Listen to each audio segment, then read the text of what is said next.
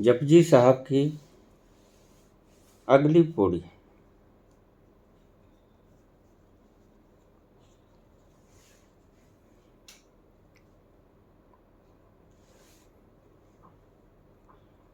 उन्नीसवीं पौड़ी।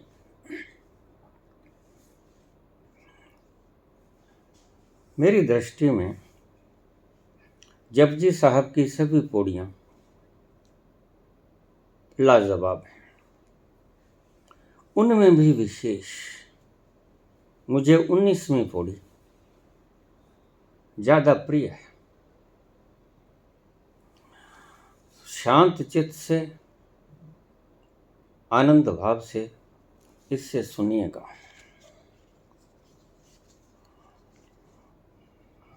असंख्य नाम असंख्य था, उसके नाम अनेक हैं। सभी भाषाओं में उसके अनेक नाम हैं। असंख्य थांव, अनेक स्थान हैं। अपने अपने मजहब के सभी के, किसी का मक्का, काबा, मदीना, किसी के तीर्थ, नदियाँ, कुंभ, केदारनाथ, बद्रीनाथ, अलग अलग धाम हैं। असंख्य नाम असंख्य धाम, चर्च हैं, गुरुद्वारे हैं। ये असंख्य हैं, इनकी गणना नहीं। अगम अगम असंख्य लो, अगम जहाँ गमन ना किए जा सके, दिया जले अगम का। अगम अगम असंख्य लो, असंख्य लोक हैं जहाँ पहुंचा नहीं जा सकता। शब्दों को ध्यान से सुनिएगा तो समझाएगी बात।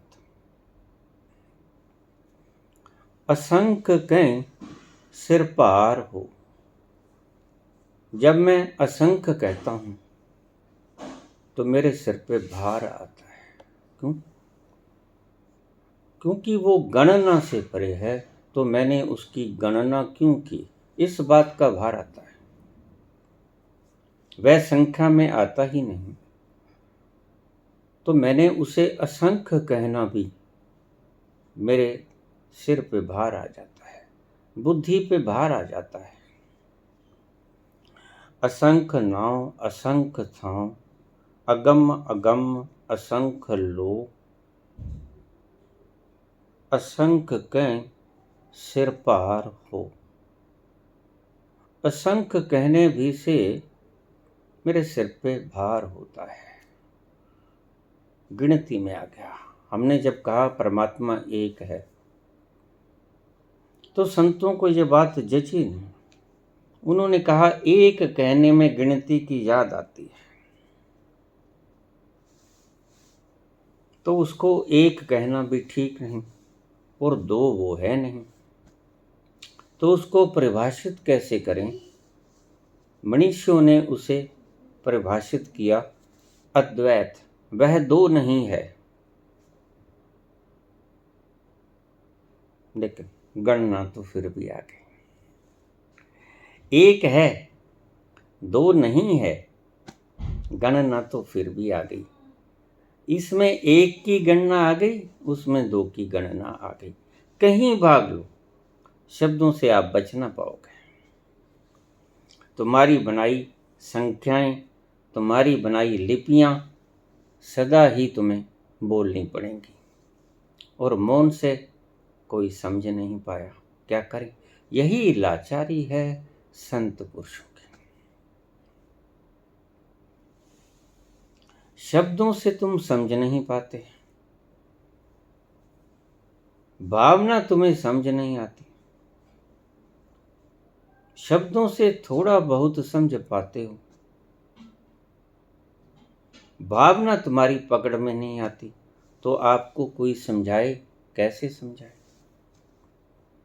एक जरिया है सिर्फ शब्दों का, जो कि सीमित है और शब्दों में वो आता नहीं। असंख्य नाव असंख्य थाव, अगम अगम असंख्य लोग, असंख्य कहीं सिर पार हो। गिनती करने से सिर के ऊपर भार आता है। आखिरी नाम, अब ये शब्द को ठीक से समझ लेना, इसका बहुत ज्यादा अर्थ बेअर्थ कर दिया गया, अनर्थ कर दिया गया। आखिरी नाम आखिरी सालाह,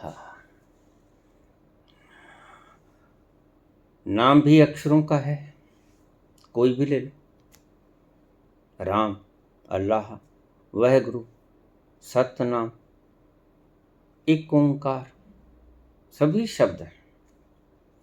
आखिरी नाम, उसका नाम भी अक्षरों से ही बोलना पड़ता है। आखिरी सालाह, उसकी सलाह भी अक्षरों से करनी पड़ती है, जबकि वो अक्षरों से परे है। अखरा नालों वक्खर, लेकिन क्या करें, मजबूरी है। आप अक्षरों की भाषा को समझते हो तो आपको आपकी भाषा में ही समझाना पड़ता है।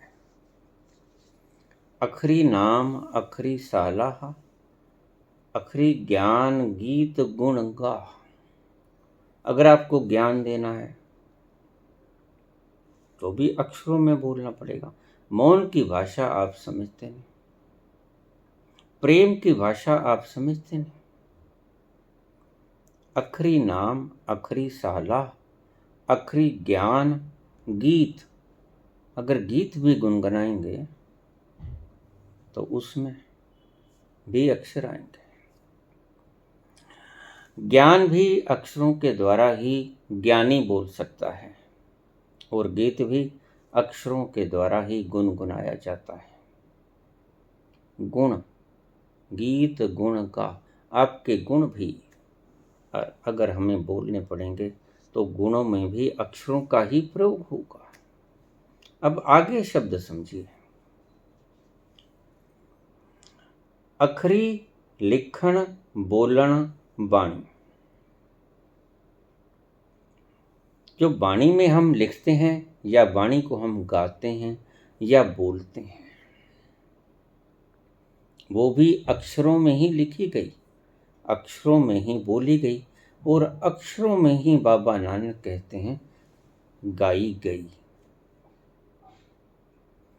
अखरी लिखण बोलण बाण। अब अगला शब्द बड़ा प्यारा शब्द है, जहां आके इन्होंने तत्व निकाल दिया बात का। अखरा सिर संजोग बखान। अक्षरों का संबंध खोपड़ी के साथ है। आप अक्षरों को अपनी खोपड़ी में जचा लेते हो। अखरा सिर संजोग बखान, अक्षरों का आपके सिर के साथ सीधा सीधा संबंध है, और सिर में वो आता नहीं। अक्षरों का सीधा सीधा संबंध खोपड़ी से है। अखरा सिर संजोग बखान, उसका संयोग होता है सिर के साथ। अखरा सिर संजोग बखान, बुद्धि के साथ उसका संयोग होता है, और बुद्धि की पकड़ से वो बाहर है। वह जो है एक ओंकार। बोलना तो पड़ेगा, बताना तो पड़ेगा। कोई ज्ञानी है, अक्षरों का सहारा लेगा। कोई प्रेमी है, गीत गाता है, अक्षरों का सहारा लेगा। उपदेशक अक्षरों का सहारा लेगा। आचार्य अक्षरों का सहारा लेगा। अगर कोई आनंदित है वह भी अक्षरों से ही आपको समझाएगा। कोई नाचता है, कोई कूदता है, कोई हंसता है, कोई प्रसन्न होता है, कोई आनंद से मस्ती से झूमता है, तो आपको वो भाषा समझ आती है। लेकिन आपको ये समझ नहीं आता कि ये नाच रहा क्यों है, नृत्य क्यों कर रहा है, क्यों हंस रहा है, ये नहीं पता लगेगा आपको। आप उसकी दशा को देख सकते हैं लेकिन उसका कारण नहीं खोज सकते। अखरा सिर संजोग बखान। तो ये जो नाम है वह भी अक्षरों में, जो गीत गा रहा हूँ वो भी अक्षरों में, और इन अक्षरों का अखरा सिर संजोग बखान। अक्षरों का सीधा सीधा संबंध हमारी खोपड़ी से है, बुद्धि से है, और बुद्धि में वो आता नहीं।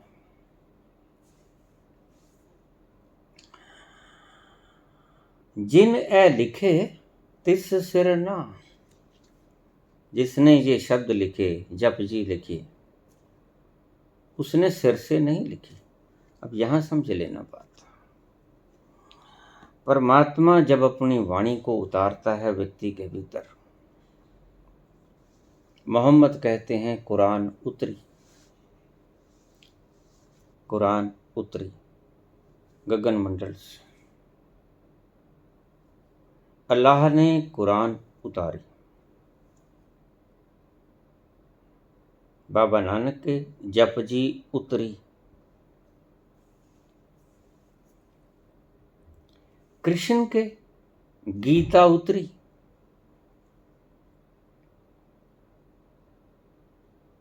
जितने संत पुरुष हैं उनके संबोधि उतरी, ऊपर से उतरती है, गगन मंडल से आती है।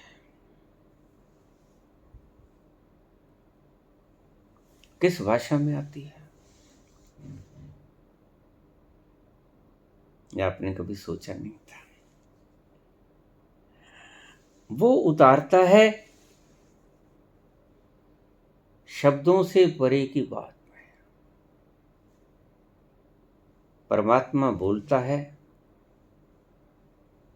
लोग कहते हैं कि परमात्मा सभी भाषाओं को जानता है, इसलिए अरबी में बोल देता है, उर्दू में बोल देता है, पंजाबी में बोल देता है, हिंदी में, अंग्रेजी में, सभी को उसकी भाषा में बोल देता है। गलत है ये बात। परमात्मा प्रेम की भाषा में बोलता है, भावना की भाषा में बोलता है।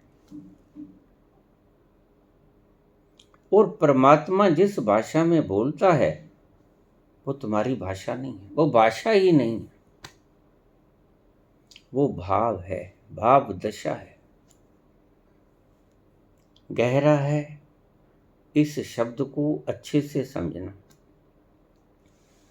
परमात्मा सभी को किसी भाषा में नहीं बोलता। जब वो उतरता है वो भावनाओं से उतरता है। भावनाओं का तूफान गिरता है गगन मंडल से, और भावनाओं की कोई शब्दावली नहीं होती, कोई लिपि नहीं होती। भला अंग्रेज को भी क्रोध आता है,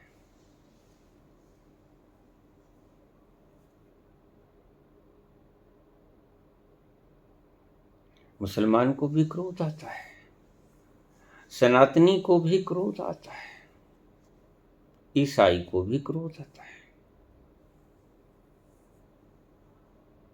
सभी को क्रोध आता है। लेकिन क्रोध की कोई भाषा होती है? क्रोध एक भावना है। क्रोध भावना के रूप में उभरता है और फिर आपके द्वारा बोला जाता है, प्रकट किया जाता है शब्दों में। और जहाँ आपका क्रोध इतना हो जाए कि शब्दों में प्रकट न किया जा सके, तो आप फिर मौन के द्वारा प्रकट करते हैं। लेकिन वह उतरता है, शब्दों से नहीं उतरता, वह उतरता है भावनाओं से।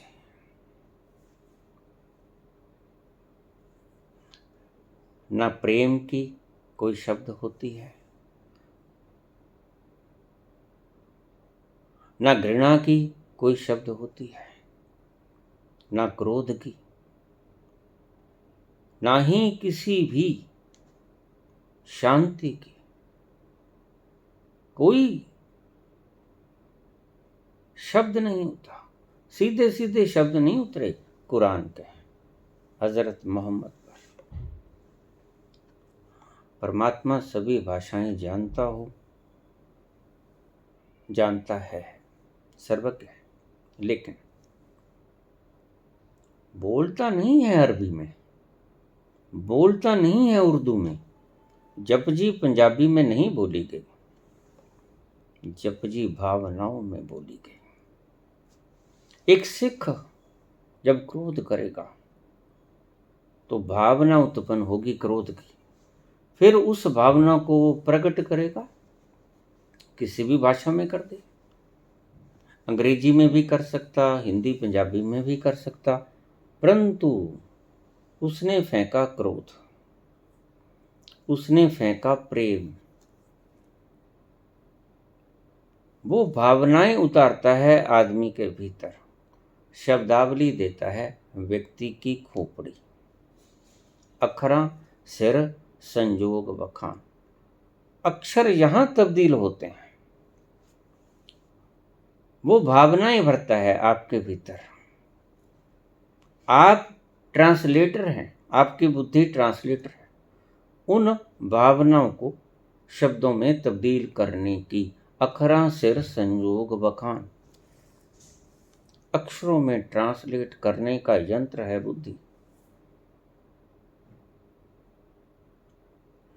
वह अक्षरों में नहीं बोलता, इस बात को आप समझ लेना। परमात्मा ने जिसे भी ज्ञान उतारा, आप भी जब देखेंगे आपके भीतर ज्ञान उतरेगा, तो आपको भीतर मूक भावनाएं उतरेंगी, इशारे मूक आएंगे।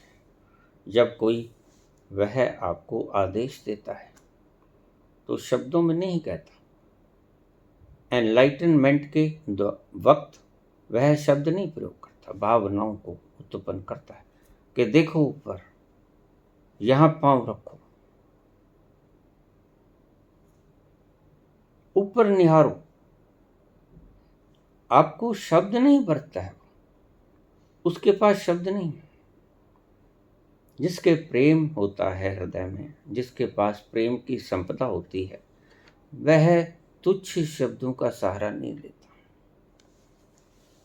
बहुत बार मैंने कहानी सुनाई। बुद्ध के पास एक व्यक्ति सुबह सुबह आ गया, क्रोध से कांप रहा है, लाल गाल, दांत किटकिटा रहा है, आंखें क्रोध से भरी हैं। अब यह भावना है, ये क्रोध की भावना है, कांप रहा है, उसके भीतर क्रोध की भावना जगी है। अब वो प्रकट करना चाहता है, लेकिन प्रकट नहीं कर पा रहा। बुद्ध के प्रति सख्त घृणा से भर गया है। उसकी बातें सुनकर रिएक्शन आया है, उस रिएक्शन को वह बोल नहीं पा रहा है। उसकी बुद्धि रिएक्शन को उचित शब्दों में तब्दील करने में असमर्थ है। तो वह कोशिश करता है कि कुछ बोलूं, लेकिन भावना इतनी प्रबल, नफरत की, घृणा की, कि शब्दों में तब्दील करने में उसकी खोपड़ी असमर्थ हो जाती है। तो वह थूक देता है, ऊपर, बुद्ध के, जब बुद्ध के ऊपर थूक देता है तो आपको भी समझ आती होगी बात कि शब्दों में कहने लायक बात बची नहीं, शब्दों से बहुत ऊपर चली गई।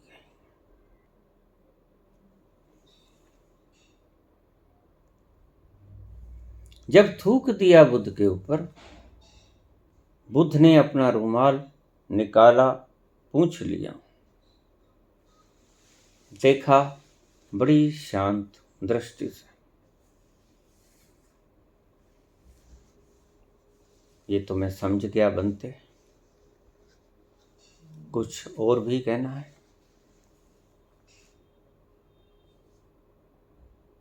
वह व्यक्ति कंपा।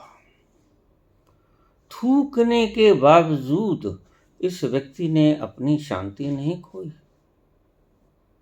बस पूछा, कुछ और भी कहना है?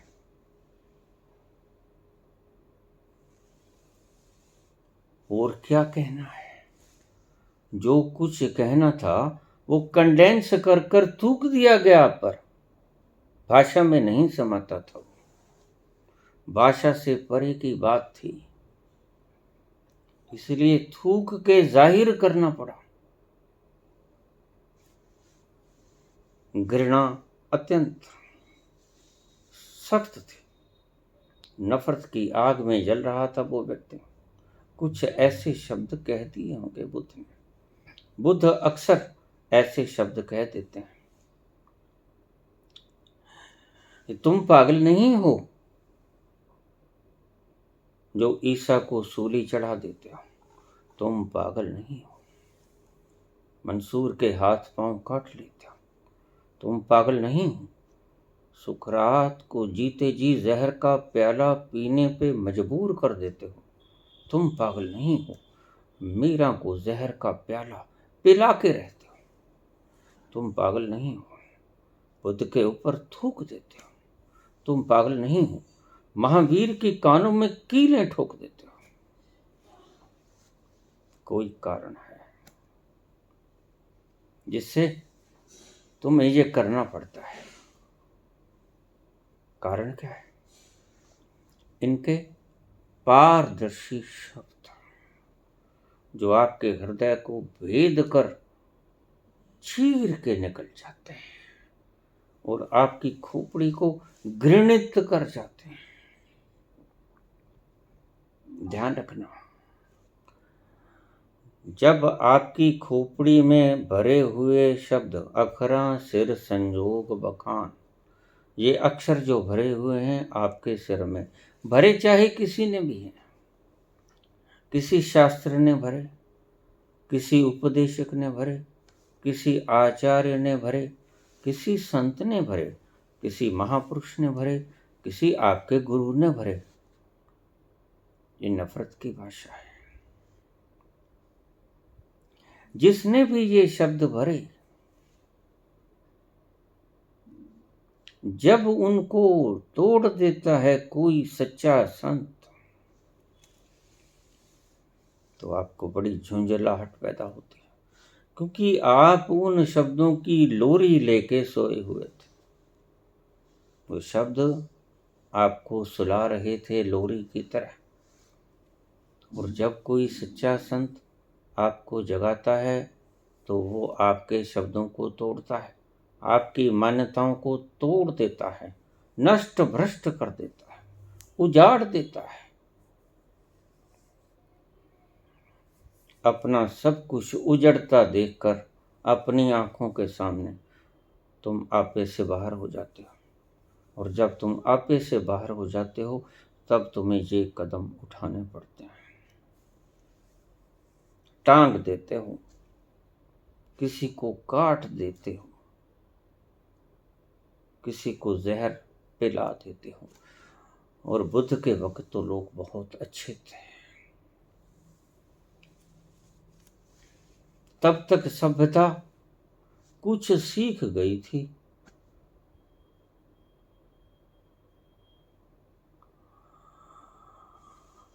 कुछ मृदु हो गई थी, बहुतों की बलि ले चुकी थी।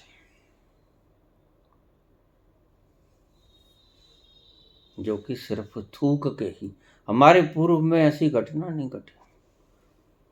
ये जो घटनाएं घटी ये ज्यादा पूर्व से परे घटी, पश्चिम में घटी।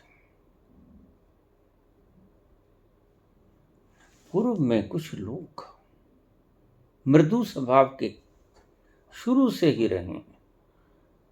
ज्ञान भूमि है ये, पवित्र भूमि है ये। यहाँ की भूमि से उठती हुई सुगंध तुम्हें इतना क्रूर नहीं बनने देती कि तुम काट ही दो, कि तुम संतों को सूली चढ़ा दो। ये सुगंध तुम्हें बार बार रोकती है। नहीं, ऐसा मत करो, थूक दो। थूक दिया। बुद्ध ने पूछा, समझ गया बनते? समझ गया। कुछ और कहना है? समथिंग मोर रिमेन्स टू से? है कुछ ऐसा जो और कहने को शेष रह गया? अवाक रहेगा वो व्यक्ति। पैर पटकता हुआ अहंकार जाते जाते भी अपनी मरोड़ नहीं छोड़ता। अब उसको भी पता है, अगर बुद्ध को मैं शारीरिक कष्ट देने की चेष्टा करूंगा तो 50,000 भिक्षुक बुद्ध के बैठे हैं। वो ऐसा करने कैसे देंगे? और उनके आगे मेरी क्या गति होगी, ये बुद्धि पहले सोच लेती है। तो फिर थूकना भी बड़ा साहसिक कदम हो गया। थूका और सभी चकित हुए। आनंद तो बहुत, आनंद की सभी सीमाएं टूट गईं, शांति। लेकिन बुद्ध की सीमाएं नहीं टूटी। बुद्ध ने शब्दों का जवाब, भावना को जवाब शब्दों में दिया। बनते समझ गया। कुछ और कहना है? वह व्यक्ति पैर पटकता हुआ क्रोध से आग बबूला चला गया।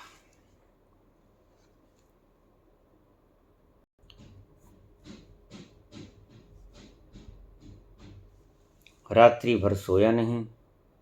सुबह आकर अपना सर बुद्ध के चरणों में रख दिया। आनंद कहते रहे, प्रभु आपने ठीक नहीं किया, तथागत आपने ठीक नहीं किया। हमें थोड़ा सा इशारा कर दिया होता। संत की भाषा और असंत की भाषा, अज्ञानी की भाषा और ज्ञानी की भाषा में बहुत फर्क होता है। ज्ञानी को अगर किसी शब्द का, भावना का तिरस्कार करना होगा तो वह शब्दों की सख्ती से प्रयोग करेगा, बस। लेकिन अज्ञानी इससे आगे बढ़ सकता है, कहीं तक भी बढ़ सकता है। सुबह आके रोने लगा, मुझे क्षमा कर दो, भारी भूल हो गई। सुना था, पाया कुछ और। आप तो आपकी शालीनता और शांति को कभी नहीं खोते, ये मैंने देखा।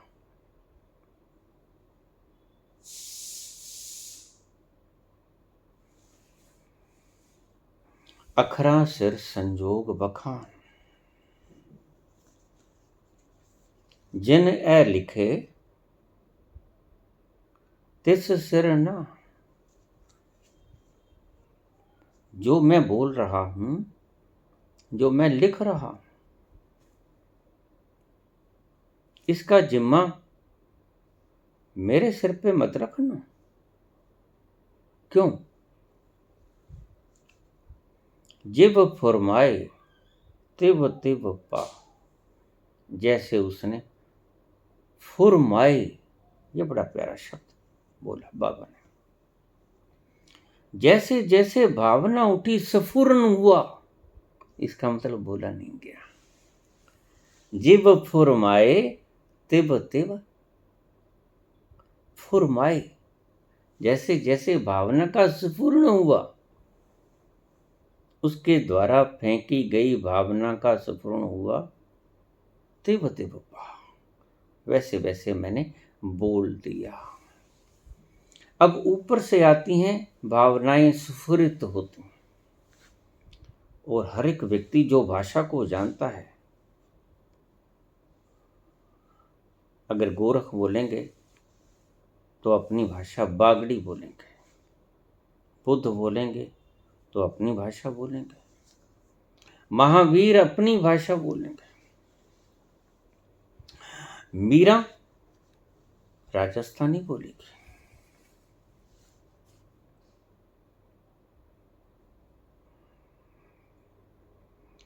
चैतन्य मराठी या हिंदी बोलेंगे। जो संत हैं वो अपनी अपनी भाषा को कन्वर्ट करते हैं। उनकी बुद्धि एक ट्रांसलेटर की तरह काम करती है।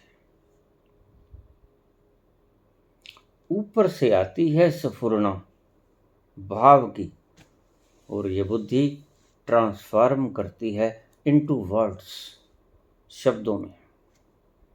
तो ये बाबा कहते हैं मेरे सिर पे इसका भार नहीं है। जैसे जैसे उसने स्फुरना की, वैसे वैसे मैंने कथन कर दिया, इसमें मेरा कुछ नहीं है, सब उस अकाल पुरख का है। अखरा सिर संजोग बखान, जिन ए लिखे तिस सिर ना। इस सिर ने और कुछ नहीं किया। इस सिर ने क्या किया? जिब फुरमाए तिब तिब पा। जैसे स्फुरना हुई, वैसे वैसे मैंने बोल दिया। अब स्फुरना के लिए परमात्मा ने पंजाबी नहीं बोली, ये बात समझ लेना। ईसा को अंग्रेजी नहीं बोली।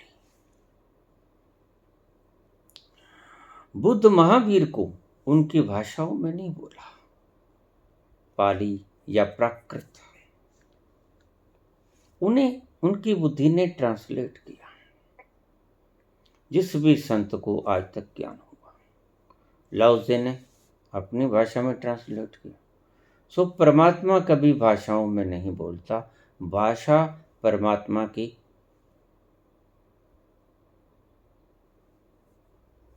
वे ऑफ डिस्कोर्स नहीं, प्रवचन का माध्यम नहीं है भाषा परमात्मा का। प्रेम स्फुरना, भाव की स्फुरना परमात्मा की भाषा है। तो ध्यान रखना एक बात को, ये शब्द आप अपने हृदय में संजो लेना। शब्दों के माध्यम से कभी ना पहुंचोगे अखरा नालों वक्खर। शब्दों की सहायता से परमात्मा तक कभी नहीं पहुंचोगे।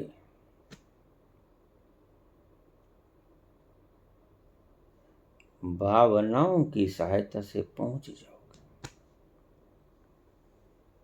शब्द आपकी खोपड़ी को भरते रहेंगे। तर्क, फिर वहां से दूसरा तर्क, फिर वहां से तीसरा तर्क, तर्क और तर्क और तर्क। जो आदमी ये सवाल करते हैं ऊट पटांग, निश्चित ही ये सत्य नहीं कि परमात्मा ने एको अहम भूष्याम, यह सिर्फ एक अंदाजा है। सनातन ने अपने ढंग से इसको खोजा। कुछ तो बताना पड़ेगा, कुछ तो बताएंगे ना। इस्लाम ने अपने ढंग से सोचा। इस्लाम कहता है कि अल्लाह ने कहा हो जा और ये सृष्टि हो गई। उससे पहले सृष्टि नहीं थी। अपने अपने ढंग है। परमात्मा ने संकल्प लिया, कोई नहीं था उस वक्त, तो किसने बताया, किसने सुना, किसने देखा परमात्मा को संकल्प करते हुए? किसी ने नहीं देखा। ये मात्र अंदाजे हैं। आप इस बात को ध्यान में रखना। इसलिए बुद्ध ने कहा मत करो मगज कपाई। ये 14 प्रश्न अव्याकृत प्रश्न हैं, इनके जवाब कभी नहीं मिलेंगे, तुम पागल हो जाओगे। तुम्हारे हाथ में कुछ नहीं। Nothing is in your hands. You can do nothing accept, आप कुछ नहीं कर सकते। किसके बिना? टू सर्च योर हैप्पीनेस, आप अपनी खुशी को ढूंढ लें, इसके अलावा आप कुछ नहीं कर सकते। और प्रश्न पूछिए मुझसे जिससे आप खुशहाल हो जाएं, और ये आपकी इच्छा भी है।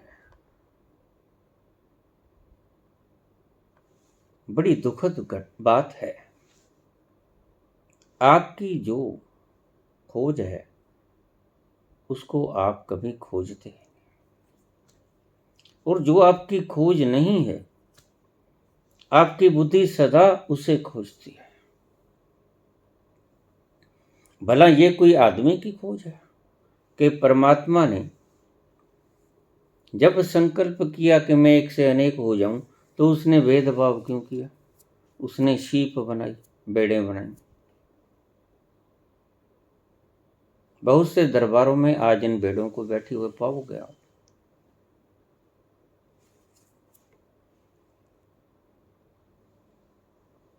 उसने मगरमच्छ क्यों बनाया, सांप क्यों बनाया, नेवला क्यों बनाया? उसने ये अनेकों योनियां क्यों पैदा की? और फिर श्रेष्ठतम योनि मनुष्य क्यों पैदा की? मनुष्य और कीट, इनके साथ भेदभाव क्यों किया?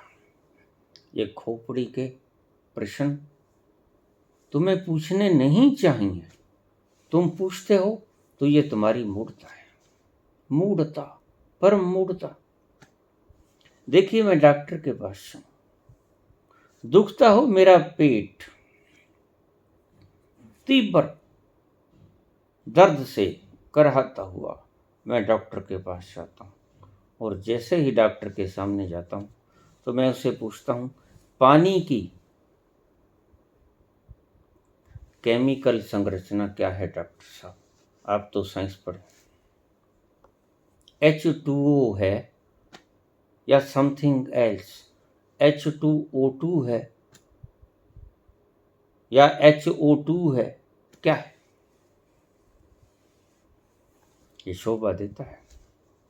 मरीज हो, दुख रहा है पेट, डॉक्टर के पास गए हो, he can treat you well. वह अच्छी तरह से आपको डायग्नोस कर सकता है और ट्रीटमेंट दे सकता है। लेकिन आप जाकर पागलपन के सवाल करना शुरू कर दो, अपनी स्थिति ना बताओ, तो इसे आप ज्ञानी समझते हो, ज्ञानी का लक्षण समझते हो। ये मूर्खता के लक्षण नहीं। आप डॉक्टर के पास जाकर ऐसी बातें कहते हो कि डॉक्टर साहब, what's the formula of salt? NaCl, RNA2Cl, RNA3Cl, आप बोलते हो? आपको उचित प्रश्न करना चाहिए, और बुद्ध कहते हैं उचित प्रश्न एक ही है, दूसरा कोई प्रश्न नहीं है पूछने योग्य। आप पूछ लेते हैं, करुणावश ये जवाब भी देते हैं, और इतनी भी करुणा करते हैं कि आपकी शक्ति इन अव्याकृत प्रश्नों के ऊपर न लगे। ये उनकी करुणा से ही उपजा हुआ शब्द है। कि आपकी अमूल्य शक्ति इन व्यर्थ की प्रश्नों पे ना लगे, इसीलिए रोक देते हैं। रुक जाओ, यह 14 प्रश्नों का जवाब मुझसे कोई ना पूछे। और फिर ये नहीं कहते कि ये पूछो, क्या करें? बोलते फिर भी आनंद पे हैं, बोलते फिर भी जिसमें आपको खुशी मिले, इशारा तो उसी तरफ करेगा। उससे कोई भी सवाल पूछ लो, जवाब तो मैंने देना है ना। आप कोई सवाल पूछ लो, जवाब तो मैंने देना है। मैं जवाब को मोड़ कर दूंगा, मोड़ करके आपका जिसमें हित है उस तरफ ले जाऊंगा आपके प्रश्न को। यह मेरी सिरदर्दी कि मैं आपके प्रश्न को मोड़ता कैसे हूं। आपको डांट कर मोड़ता हूं, आपको वात्सल्य से मोड़ता हूं, आपको प्यार दिखाकर मोड़ता हूं, आपको ज्ञान से रोकता हूं, आपको भावनाओं से रोकता हूं। यह मेरा काम, मैं देखूंगा यह व्यक्ति रुकेगा कैसे। यह झंझट मेरी, लेकिन आपकी झंझट क्या है ये तो देखो। आपकी झंझट ये है कि ईश्वर ने एक से अनेक होते वक्त भेदभाव क्यों किया। ये आपका प्रश्न है नहीं। मुझसे रोज प्रश्न कर देते हैं लोग, बाबा कृपा कर सकते हो, फिर क्यों नहीं करते? हमें वहां पहुंचा दीजिए जहां छलांग लेनी होती है। मैं कहता हूं आप उल्टी बात कर रहे हो। सत्य ये है, वहां पहुंच जाइए जहां मेरा काम शुरू होता है। आपको मैंने तरकीबें बता दी हैं उस किनारे पर पहुंचने की जहां पर जाकर आपने छलांग लेनी है। आप अपनी इन वेश को अपनाकर उस किनारे तक खुद पहुंचिए, वहां शुरू होता है काम मेरा।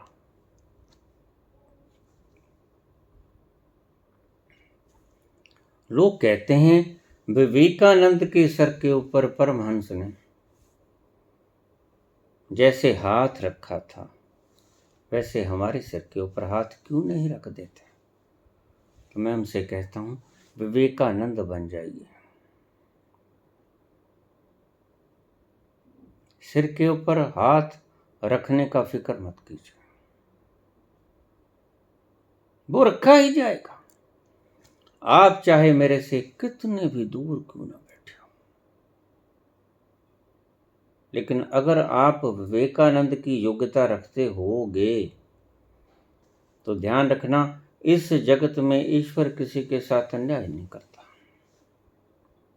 हाथ रखा ही जाएगा, लेकिन जो काम आपका है वो तो आप मुझे सौंपते हो। जो काम मेरा है वो आप खुद कर लेना चाहते हो।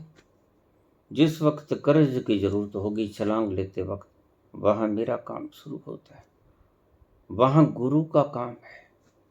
सबसे ज्यादा कंपोगे, डरोगे, रोगे, चिल्लाओगे, चीखोगे, बचा लो, वहां बचने का दिल होगा।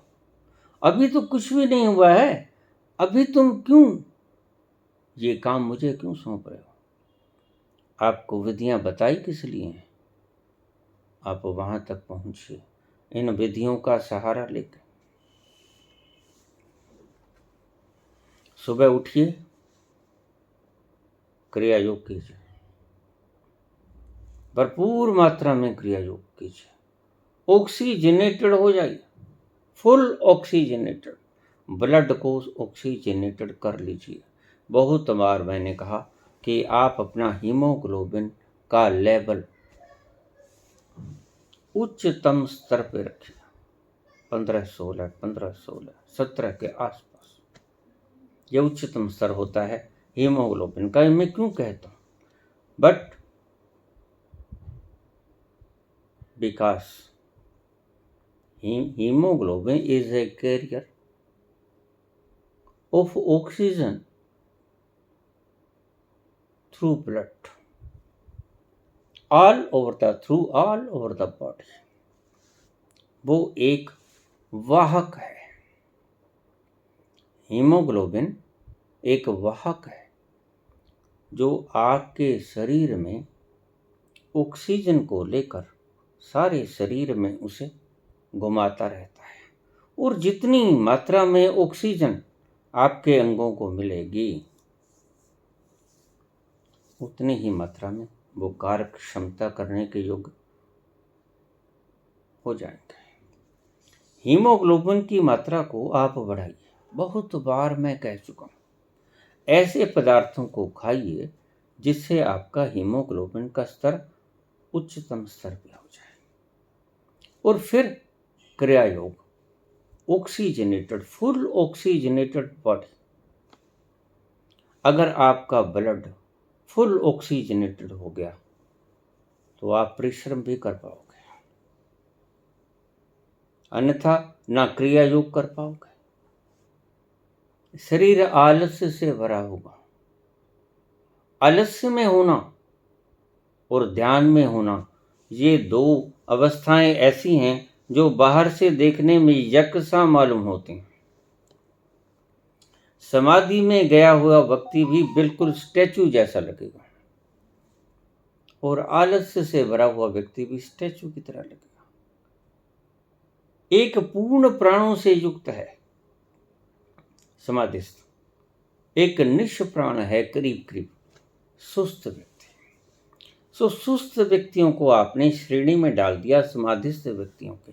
यही गलती हुई, क्योंकि बाहर से देखने में एक ही लगते थे। आपने प्रयास करना बंद कर दिया,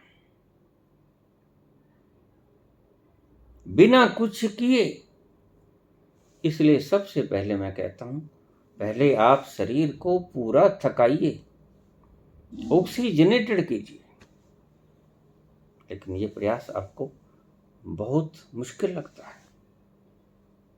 कुछ कहते, बहाना लगा देते, या सच में होती है उन्हें तकलीफ, बाबा हमसे चला नहीं जाता, हमारे फेफड़े काम नहीं करते, इतना होता नहीं हमसे।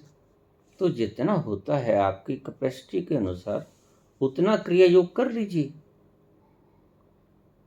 संख्या निर्धारित मत कीजिए। बॉडी टू बॉडी वेरी करती है संख्या। कुछ लोग 70 वर्ष की उम्र में भी 2000 करते हैं, कुछ लोग 25 की भरी उम्र में, जवानी में 150 ही कर पाते हैं। चलो, लेकिन जितना होता है उतना तो कीजिए। फिर बैठ के ध्यान में जाइए। ध्यान का अर्थ मैंने बहुत खूब आपको समझाया। टू डू नथिंग इज ध्यान। कुछ नहीं करना, nothing to do, that is called dhyan. बस सीधी सी आपको व्याख्या, कुछ भी नहीं करना है, सिर्फ बैठ जाना है, मौन।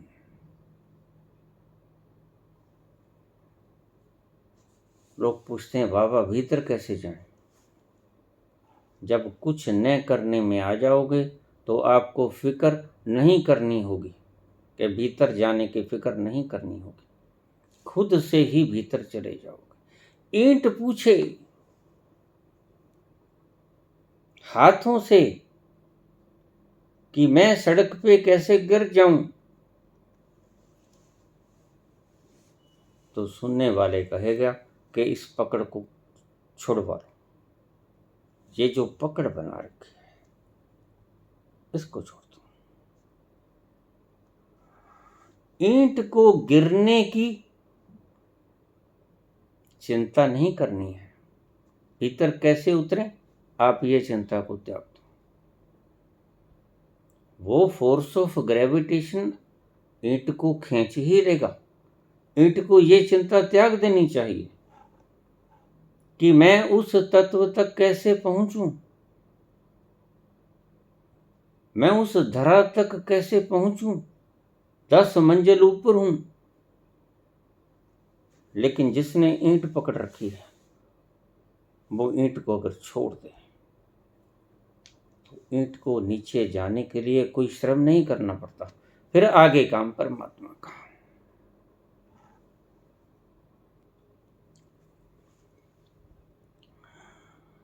जिन ए लिखे तिस सिर ना, तुम इसे मेरे शब्द मान के मत चलना।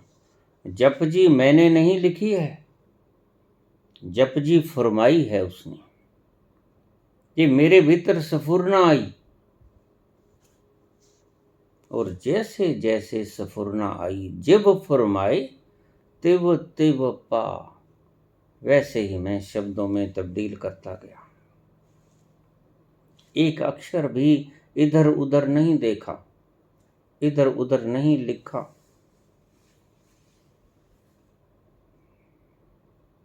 आप कहते हैं बाबा नानक ने लिखी, लेकिन बाबा नानक कहते हैं मेरा जिम्मा नहीं है इसे। उस जगत नियंता ने, उस कर्ता पुरुष ने जैसे जैसे फरमाई सफुरना की, वैसे वैसे कलम चलती गई। इसमें मेरा कुछ नहीं है।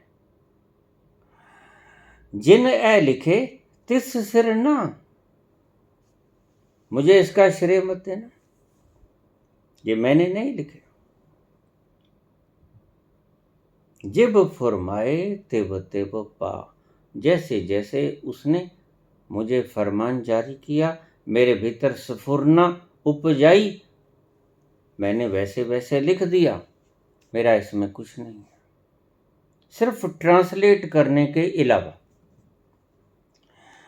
जेता किता तेता नाव,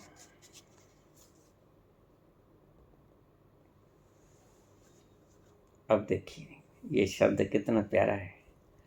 जेता किता तेता नाव, जो ये सारा खिलारा है, पसारा है, जो उसने बनाया, जो उसने खिलारा, जो उसने पसारा, यह उसका नाम ही है। नाम की व्याख्या आ गई।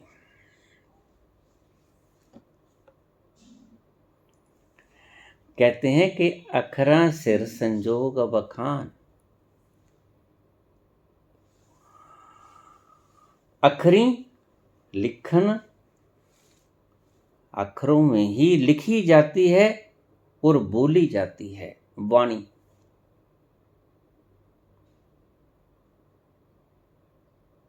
अक्षरों का ही नाम है,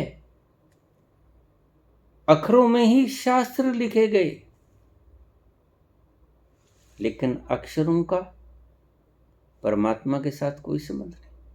परमात्मा तो फरमान जारी करता है अपनी ही हिसाब से, अक्षरों में नहीं बोलता वो। तो आपसे अप्रत्यक्ष परमात्मा ये कह रहे हैं, बाबा ये कह रहे हैं, बिन नामे नाही को था, नाम तो बिना कोई था नहीं। समझे? नाम किसे कहते हैं? Omni present, that is called नाम। बहुत इससे साफ व्याख्या क्या होगी नाम की। जेता किता, जितना पसारा है, ये सारा अस्तित्व उसका पसारा है। जेता किता तेता नाम, और इसको ही मैं नाम कहता हूं। अब ले लीजिए नाम। ये जपजी साहब का शब्द है, जिसका अर्थ ये है, आप बिगाड़ तिगाड़ लेते हो। जेता किता तेता नाम, जो उसका सारा पसारा है। पसारे का अर्थ वट एवर एग्जिस्ट, जो अस्तित्व है। और अस्तित्व क्या है? सारा कुछ अस्तित्व है। तो उसको मैं नाम कहता हूं। ये नाम की परिभाषा आ गई। आप किए जाओ। पहले कहते हैं कि अक्षरों में नाम आपने बनाया, मैंने नहीं बनाया। आपका नाम अक्षरों का है, आपके शास्त्र अक्षरों के हैं, लेकिन मैं नाम किसे मानता हूं, यह बाबा बोलते हैं। अब इन अक्षरों को आप स्वर्ण अक्षरों में लिख लीजिए। जेता किता, जो ये सारा पसारा है, जो उसने कर दिया, तेता नाम, वो सारा, उसको मैं नाम कहता हूं। बिन जेता किता तेता नाम, मैं उसे नाम कहता हूं। बिन नावे नाही को थाम, नाम के बिना इस संसार में कुछ भी तो नहीं है। जिधर देखता हूं उधर तू ही तू है, हर जर्रे में तू ही तो रूबरू है। जेता किता तेता नाम, जो सारा पसारा, उसको मैं नाम कहता हूं। बिन नामे, इससे ज्यादा साफ क्या करेंगे। नाम की व्याख्या, तुम अंधे हो जाओ, तुम मूर्ख हो जाओ, तो उसमें परमात्मा का कोई दोष नहीं, बाबा का भी कोई दोष नहीं। वो कहते हैं नाम से सारा कुछ होता है। गीत भी नाम के, वाणी भी नाम की, शब्द भी नाम के, और जो आप नाम का उच्चारण करते हो, जब करते हो, वो भी नाम। लेकिन मैं नाम किसे कहता हूं। जेता किता तेता नाम, मैं उसके पसारे को नाम कहता हूं। और बिन नामे नाही को था, कोई ठाव ऐसी नहीं, कोई ठाव ऐसी नहीं, कोई प्लेस ऐसा नहीं, कोई जगह ऐसी नहीं जहां नाम न हो। पुकारो उसको, कैसे पुकारो। तो नाम की उन्होंने अगर रस निकाल के बताया जाए, तो बाबा ने जो व्याख्या की नाम की, वह की who is present everywhere in the existence. Existence means नाम। जेता किता तेत, मैं बार बार तभी समझाया करता हूं कि आपके दिमाग में वो सारी गुंडियां, सारा कीचड़ कचरा गुबार मल निकल जाए। आप नाम कहते हो, राम राम राम राम राम राम, राधे राधे राधे राधे। बाबा कहती है नाम नहीं। पहले मानते हैं सारा कुछ, नाम की व्याख्या करते हैं आपकी, जिसे आप नाम कहते हैं। असंख्य नाम असंख्य था, अगम अगम असंख्य लो। असंख्य कहीं सिर पार हो, अखरी नाम अखरी साला। तुम शलाघा करते हो तो अक्षरों के द्वारा, तुम नाम जपते हो तो अक्षरों के द्वारा। अखरी ज्ञान, किसी ने ज्ञान देना, वो भी अक्षरों के द्वारा। गीत गाना, वो भी अक्षरों के द्वारा। गुण गा, अगर कोई गुण भी गाता है तो भी अक्षरों के द्वारा। अखरी लिखण बोलण बाणी, लिखने से बोलने से वाणी के अंदर लिखो, चाहे बोलो, चाहे प्रचार करो, चाहे गाओ, सब नाम की ही आपकी परिभाषा बता रहे हैं बाबा। अपनी परिभाषा बाद में बताएंगे। अखरी लिखण बोलण बाणी, ये लिखा जो बोलते हो, गीत गुनगुनाते हो, ये सब वाणी है। अखरा सिर संजोग बखान, अक्षरों का इस बुद्धि के साथ संयोग है। जिन ए लिखे तिस सिर ना, देखिए अक्षरों से कितना दूर जाते हैं बाबा। बाबा इसकी जिम्मेदारी भी नहीं लेते। शब्दों के कारण के शब्दों से पकड़ मत बना लेना। तो फिर बाबा ये कहते हैं कि जिन ए लिखे तिस सिर नाह, मैंने लिखे हैं लेकिन आए नहीं, ये कहना चाहते हैं बाबा। ये शब्द नहीं आए, ये फुरमान आया, मैंने शब्दों में ढाल दिया। लेकिन शब्दों में ढालने का अर्थ ये नहीं है कि आप उसी का, यह नहीं करना है। जिन ए लिखे तिस सिर ना, मेरे सिर इस चीज का भांडा मत फोड़ना। मैं तो जीव फुरमाए तिब तिब पा, उसने फरमान जारी किया। शब्दों से नहीं होता, भावना से। क्रोध आता है आपको, शब्दों से आता है। क्रोध भावना है, उपजे चाहे शब्दों से, वो बात छोड़ो। लेकिन क्रोध भावना है, उपजे चाहे शब्दों से और निकले चाहे शब्दों से, वो बात अलग है। जिब फुरमाए तिब तिब पा, जैसे उसने फुरमाया, जैसे सफुरना आई, मैंने वैसे वैसे लिख दिया। लेकिन शब्दों का मेरे से संबंध मत जोड़ लेना। यह संबंध बुद्धि का होता है शब्दों से, मेरे से इसका कोई मतलब नहीं। ना मैंने लिखे, मेरे ऊपर तो सफुरना हुई और मैंने सफुरना के अनुसार लिपि में ढाल के लिख दिए, इसमें मेरा कुछ नहीं। बिल्कुल स्पष्ट कहते हैं, इससे ज्यादा स्पष्ट बाबा बोल भी क्या देंगे। जिन ए लिखे तिस सिर ना, ये कहने का ये मतलब था इनका कि मैंने लिखे इन शब्दों को हूबहू पकड़ मत लेना। बाबा ने, सुप्रीम पावर ने, उस अकाल पुरख ने ये शब्द ऐसे ही नहीं बोले हैं। उसने तो फरमाए हैं, स्फुरना पैदा की है। उस स्फुरना को मैंने अपनी लिपि में ट्रांसलेट किया है। जिब फरमाए तिब तिब पा।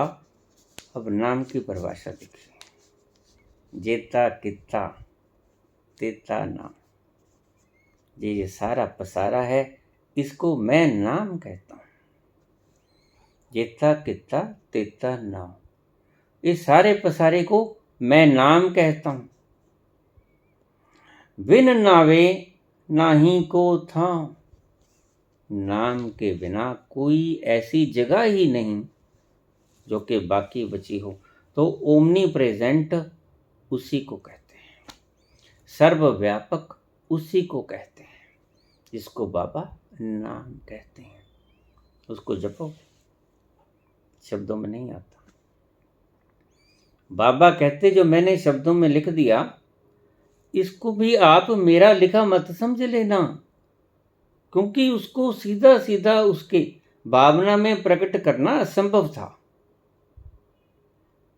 उसको ट्रांसलेट करना ही पड़ना था, उसको आपकी भाषा में तर्जमा करना ही पड़ना था। ये मेरी मजबूरी थी। लेकिन नाम है क्या, नाम सही रूप से है क्या, इसकी व्याख्या बाबा ने इन शब्दों में की है। इन शब्दों को आप बांध लेना हृदय के भीतर।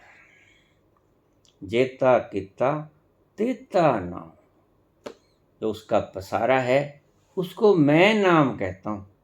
वो है भी नाम,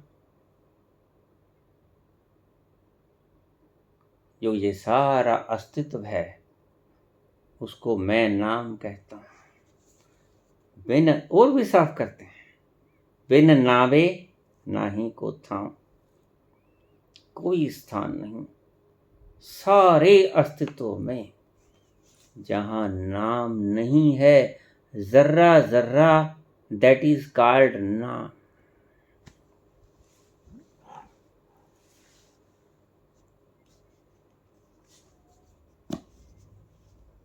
ये बाबा के शब्द है।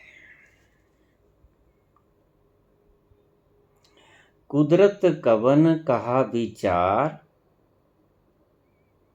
मैं कौन सी शक्ति से उस महाशक्ति का विचार करूं? मेरे पास इतनी शक्ति नहीं है। मैं बहुत कमजोर हूं उस विशाल के सामने। कुदरत कवन कहाँ विचार, कुदरत शब्द यहाँ प्रयोग करते हैं। बाबा कहीं कहीं परमात्मा का नाम, परमात्मा शब्द, अकाल पुरख, कर्ता पुरख, एक ओंकार, इन नामों से संबोधित करते हैं। यहाँ कुदरत कह दिया। One and the same thing, कोई फर्क नहीं। नास्तिकों के लिए ये शब्द कुदरत, जो परमात्मा को नहीं मानते उनके लिए ये जपजी उनके लिए भी है। कुदरत कवन कहा विचार, कौन सी शक्ति से मैं उसकी विचारणा करूं? यानी मेरे पास कोई शक्ति नहीं, उसकी विचारणा हो ही नहीं सकती, वह सोच में आता ही नहीं। बुद्धि की सोच में सिर्फ नाम आता है, नाम से आगे बुद्धि का क्षेत्र समाप्त।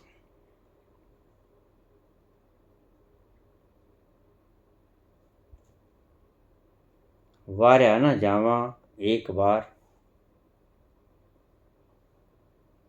मैं एक बार बलिहार नहीं जा सकता।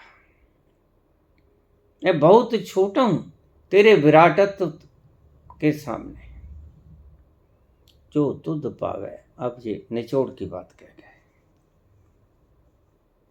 जो तुध पावे साईं पलीकार, तू सदा सलामत निरंकार।